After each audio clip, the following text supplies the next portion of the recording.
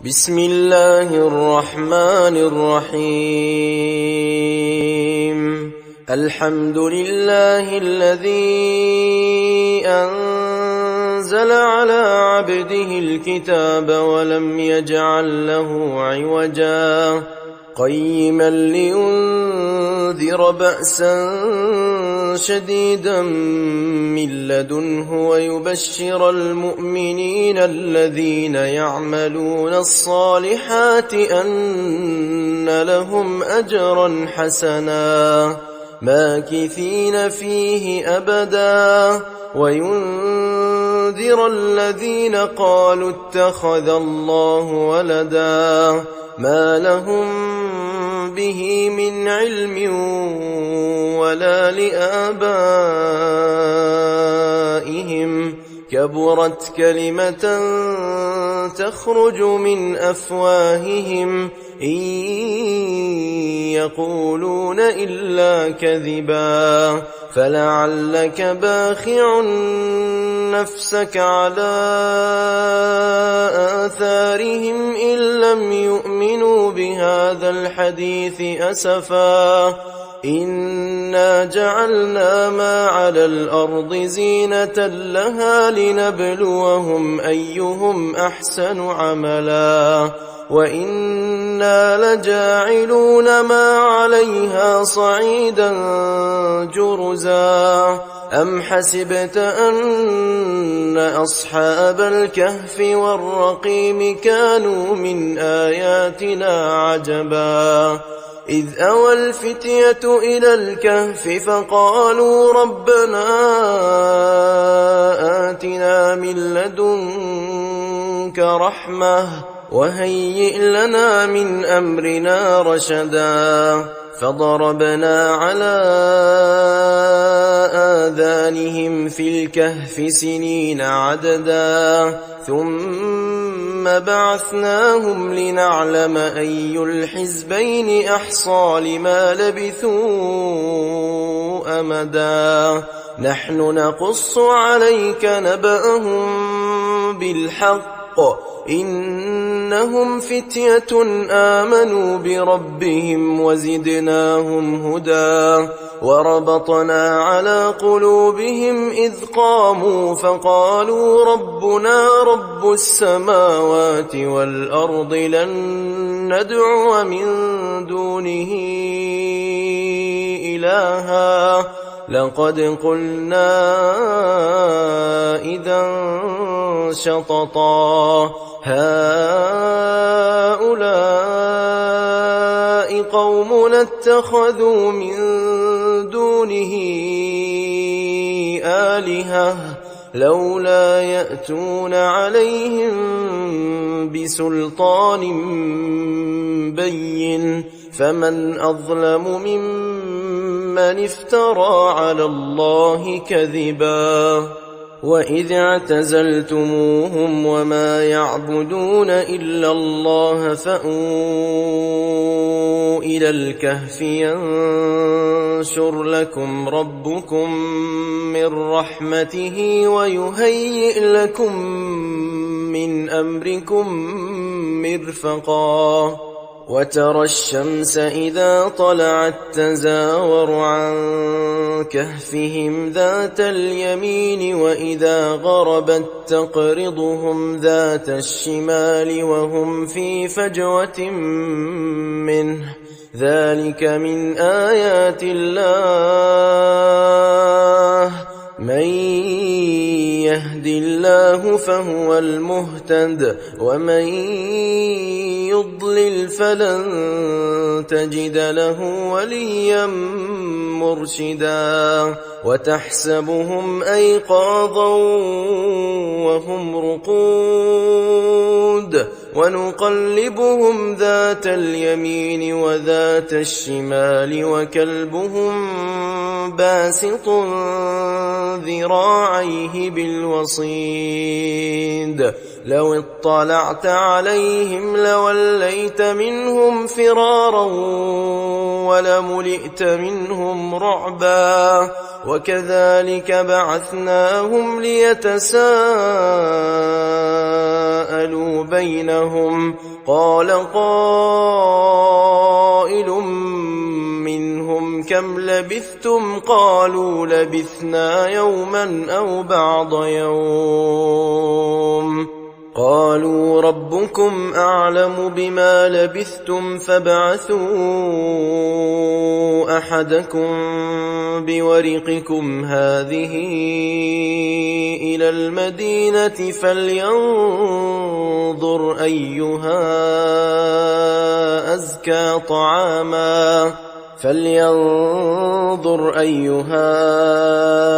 أزكى طعاما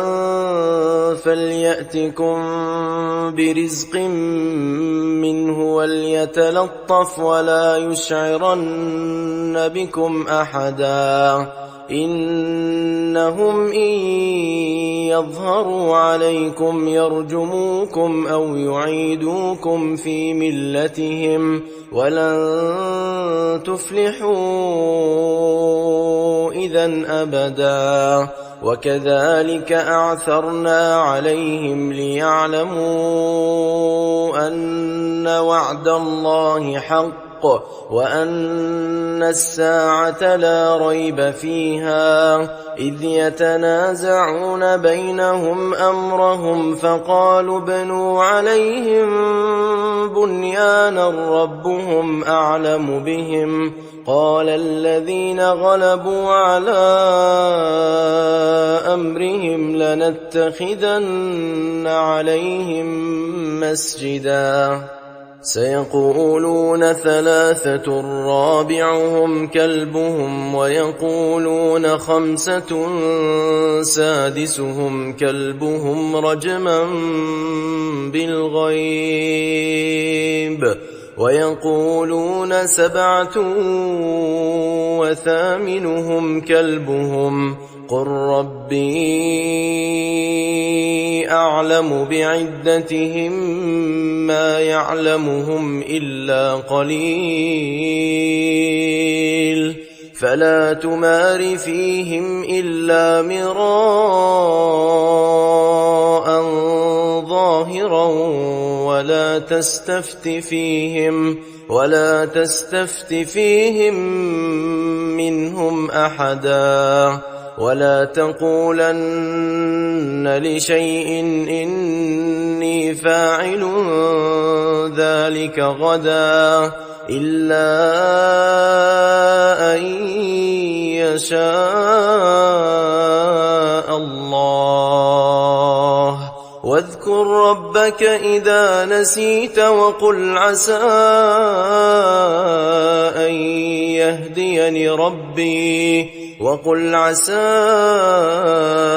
أن يهديني ربي لأقرب من هذا رشدا ولبثوا في كهفهم 300 سنين وازدادوا 9 قل الله أعلم بما لبثوا له غيب السماوات والأرض أبصر به وأسمع ما لهم من دونه من ولي ولا يشرك في حكمه أحدا واتل ما أوحي إليك من كتاب ربك لا مبدل لكلماته ولن تجد من دونه ملتحدا واصبر نفسك مع الذين يدعون ربهم بالغداة والعشي يريدون وجهه ولا تعد عيناك عنهم تريد زينة الحياة الدنيا ولا تطع من أغفلنا قلبه عن ذكرنا واتبع هواه وكان أمره فرطا وقل الحق من ربكم فمن شاء فليؤمن ومن شاء فليكفر إنا وأعتدنا للظالمين نارا أحاط بهم سرادقها وإن يستغيثوا يغاثوا بماء كالمهل يشوي الوجوه بئس الشراب وساءت مرتفقا إن الذين آمنوا وعملوا الصالحات إنا لا نضيع أجر من أحسن عملا أولئك لهم جنات عدن تجري من تحتهم الأنهار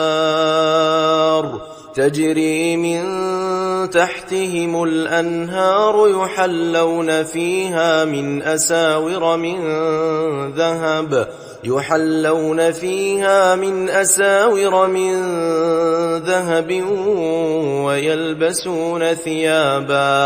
ويلبسون ثيابا خضرا من سندس وإستبرق متكئين فيها على الأرائك نعم الثواب وحسنت مرتفقا واضرب لهم مثلا الرجلين جعلنا لأحدهما جنتين من أعناب وحففناهما بنخل وجعلنا بينهما زرعا كلتا الجنتين آتت أكلها ولم تظلم منه شيئا وفجرنا خلالهما نهرا وكان له ثمر فقال لصاحبه وهو يحاوره أنا أكثر منك مالا وأعز نفرا ودخل جنته وهو ظالم لنفسه قال ما أظن أن تبيد هذه أبدا وما أظن الساعة قائمة ولئن رددت إلى ربي لأجدن خيرا منها منقلبا قال له صاحبه وهو يحاوره أكفرت بالذي خلقك من تراب ثم من نطفة ثم سواك رجلا لكن هو الله ربي ولا أشرك بربي أحدا ولولا إذ دخلت جنتك قلت ما شاء الله لا قوة إلا بالله إن ترني أنا أقل منك مالا وولدا فعسى ربي أن يؤتيني خيرا من جنتك ويرسل عليها حسبانا من السماء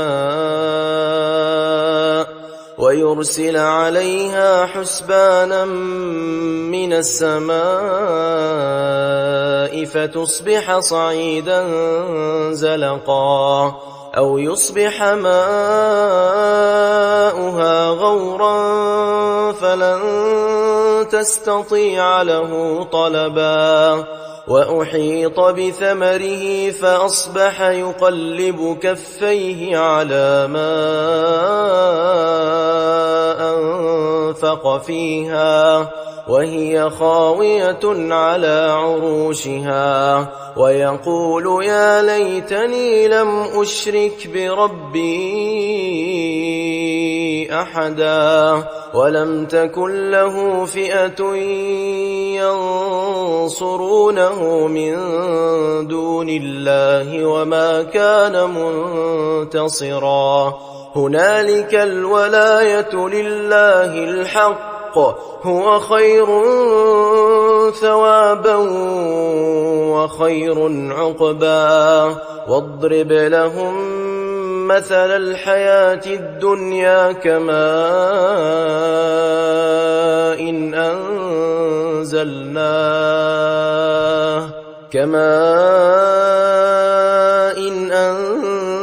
أنزلناه من السماء فاختلط به نبات الأرض فأصبح هشيما تذروه الرياح وكان الله على كل شيء مقتدرا المال والبنون زينة الحياة الدنيا والباقيات الصالحات خير عند ربك ثوابا وخير أملا ويوم نسير الجبال وترى الأرض بارزة وحشرناهم فلم نغادر منهم أحدا وعرضوا على ربك صفا لقد جئتمونا كما خلقناكم أول مرة بل زعمتم أن لن نجعل لكم موعدا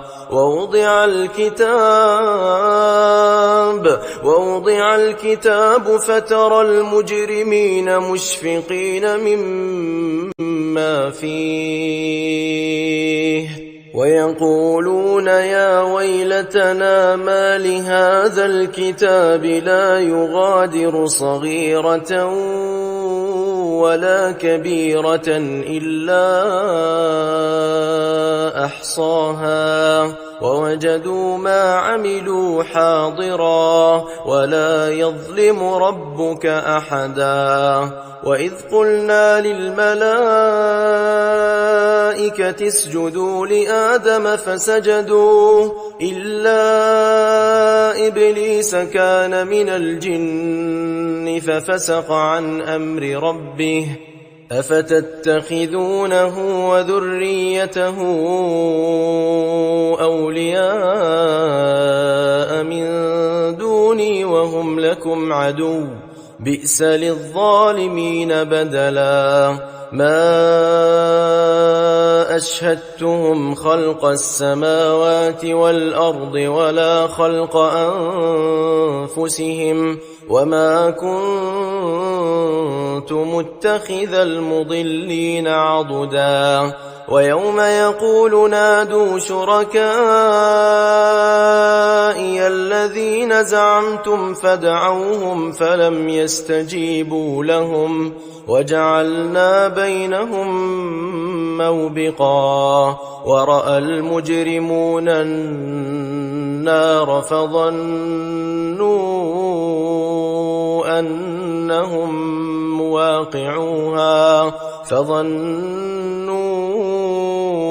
أنهم مواقعوها ولم يجدوا عنها مصرفا ولقد صرفنا في هذا القرآن للناس من كل مثل وكان الإنسان أكثر شيء جدلا وما منع الناس أن يؤمنوا إذ جاءهم الهدى ويستغفروا ربهم إلا أن تأتيهم سنة الأولين أو يأتيهم العذاب قبلا وما نرسل المرسلين إلا مبشرين ومنذرين ويجادل الذين كفروا بالباطل ليدحضوا به الحق واتخذوا آياتي وما أنذروا هزوا ومن أظلم ممن ذكر بآيات ربه فأعرض عنها ونسي ما قدمت يداه إنا جعلنا على قلوبهم أكنة أن يفقهوه وفي آذانهم وقرا وإن تدعهم إلى الهدى فلن يهتدوا إذن أبدا وربك الغفور ذو الرحمة لو يؤاخذهم بما كسبوا لعجل لهم العذاب بل لهم موعد لن يجدوا من دونه موئلا وتلك القرى أهلكناهم لما ظلموا وجعلنا لمهلكهم موعدا وإذ قال موسى لفتاه لا أبرح حتى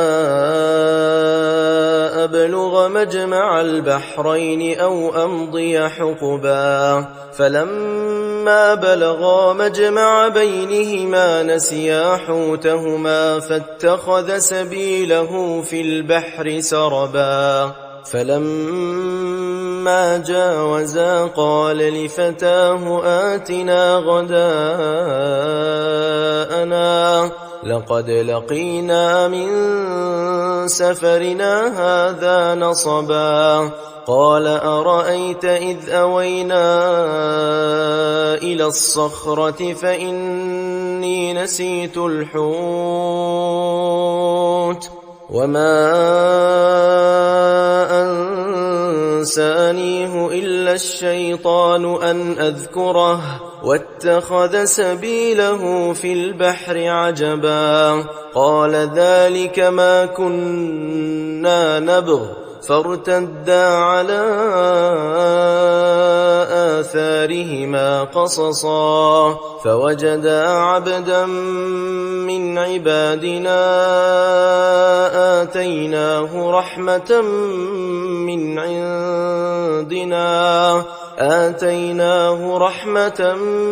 من عندنا وعلمناه من لدنا علما قال له موسى هل أتبعك على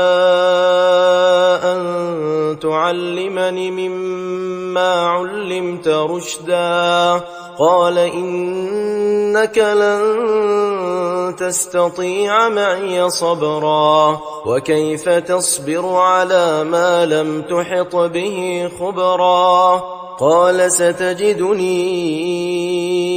إن شاء الله صابرا ولا أعصي لك أمرا قال فإن اتبعتني فلا تسألني عن شيء حتى أحدث لك منه ذكرا فانطلقا حتى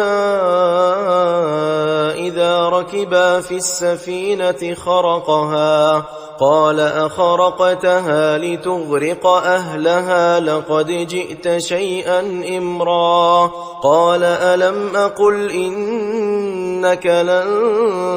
تستطيع معي صبرا قال لا تؤاخذني بما نسيت ولا ترهقني من أمري عسرا فانطلقا حتى إذا لقيا غلاما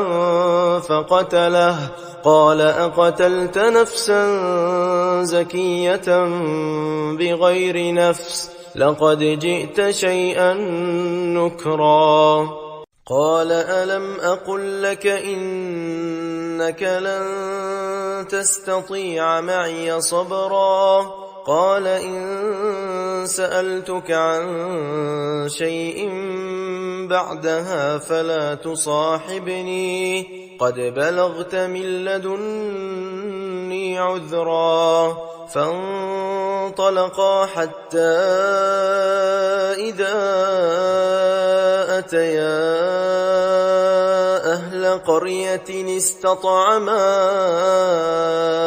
أهلها فأبوا أن يضيفوهما فوجدا فيها جدارا يريد أن ينقض فأقامه قال لو شئت لاتخذت عليه أجرا قال هذا فراق بيني وبينك سأنبئك بتأويل ما لم تستطع عليه صبرا أما السفينة فكانت لمساكين يعملون في البحر فأردت أن أعيبها وكان وراءهم ملك يأخذ كل سفينة غصبا وأما الغلام فكان أبواه مؤمنين فخشينا أن يرهقهما طغيانا وكفرا فأردنا أن يبدلهما ربهما خيرا منه زكاة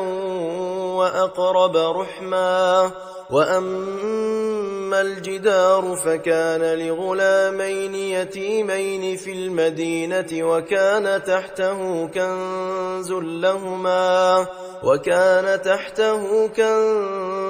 لهما وكان أبوهما صالحا فأراد ربك أن يبلغا أشدهما ويستخرجا كنزهما رحمة من ربك وما فعلته عن أمري ذلك تأويل ما لم تسطع عليه صبرا ويسألونك عن ذي القرنين قل سأتلو عليكم منه ذكرا إنا مكنا له في الأرض وآتيناه من كل شيء سببا فأتبع سببا حتى إذا بلغ مغرب الشمس وجدها تغرب في عين حمئة ووجد عندها قوما قلنا يا ذا القرنين إما أن تعذب وإما أن تتخذ فيهم حسنا قال أما من ظلم فسوف نعذبه ثم يرد إلى ربه فيعذبه عذابا نكرا وأما من آمن وعمل صالحا فله جزاء الحسنى وسنقول له من أمرنا يسرا ثم أتبع سببا حتى إذا بلغ مطلع الشمس وجدها تطلع على قوم لم نجعل لهم من دونها سترا كذلك وقد أحطنا بما لديه خبرا ثم أتبع سببا حتى إذا بلغ بين السدين وجد من دونهما قوما لا يكادون يفقهون قولا قالوا يا ذا القرنين إن يأجوج ومأجوج مفسدون في الأرض فهل نجعل لك خرجا على